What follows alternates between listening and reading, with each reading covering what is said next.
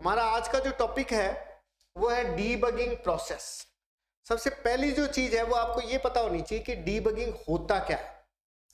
Debug debug का मतलब होता है बग को निकालना, बग को रिमूव करना, गलतियों को हटाना, वो कहलाता है डीबगिंग।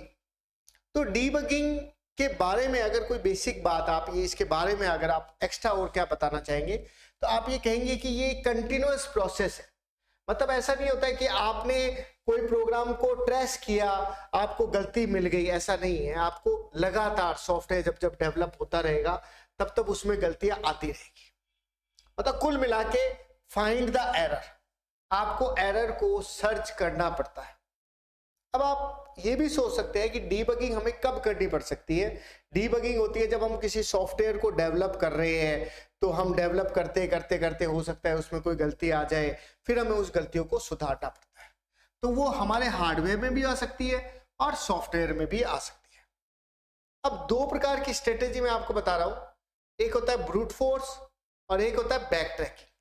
तो ब्रूट फोर्स और बैक ट्रैकिंग का मीनिंग आप समझे कि ब्रूट फोर्स आपको ये कहता है कि किसी भी चीज पे लगातार मेहनत कर, जैसे कि मतलब आप ये समझे कि आप डीबगिंग करना चाह रहे हैं तो आप ये सोचते हैं कि यार इसमें गलती है, कहाँ गलती आ रही है, फिर दोबारा से आप उसको ढूंढते हैं, फिर कई बार ढूंढते हैं, आप उस जगह पे कई टाइम तक मेहनत करते हैं, तब आपको पता लगता है। तो उसमें मेमोरी डंप्स भी आ सकते हैं, मेमोरी की कुछ कमियां भी हो सकती है। तो ब्रूट फोर्स एक तरह से लगातार प्रयास होता है किसी भी एरर को ढूंढने का। एक होता है बैक ट्रैकिंग। बैक ट्रैकिंग का मतलब ये होता है कि आप किसी भी सॉफ्टवेयर के अंदर जब आप चल रहे होते हैं तो हो सकता है कि उसमें चलते वक्त किसी भी प्रकार की आपको एरर नहीं मिल रही है, आपको गलती नहीं मिल रही है।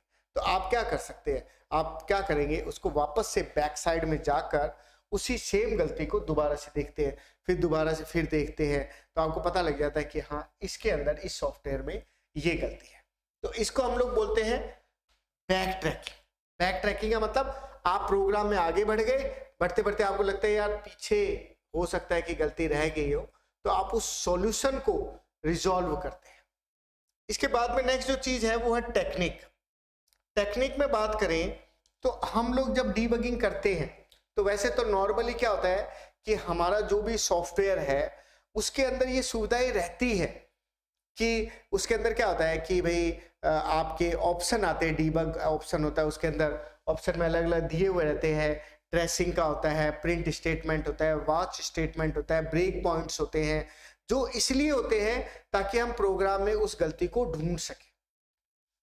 तो कोड डम्प्स का मतलब हम उसका प्रिंट आउट निकाल के रख लेते हैं, फिर हम इजीली भाई वो सॉफ्टवेयर पे ढूंढने से अच्छा है कि आप उसको प्रिंट आउट निकाल के फिर सर्च करें।